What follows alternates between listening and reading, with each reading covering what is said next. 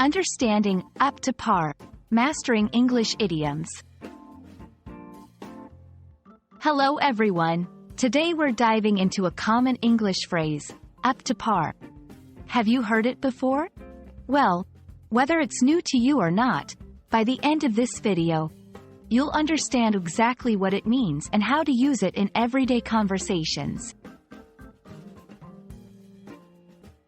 The phrase, up to par, originates from the sport of golf, where par is the number of strokes a skilled player should make to complete a hole. Saying something is up to par means it meets the standard level of quality or the level that was expected. It's all about meeting benchmarks.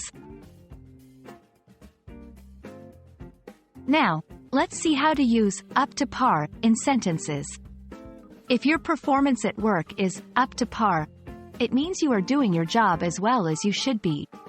If a restaurant's hygiene isn't up to par, it's not as clean as the health standards require.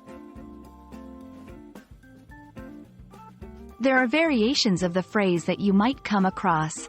People might say below par to indicate something is less than the standard, or above par to suggest it exceeds expectations. Interesting, right? And that's a wrap on up to par. We hope this explanation hits the mark and that your understanding of English idioms is now more than up to par. Keep practicing, and soon, using phrases like this will be a breeze. See you in the next video.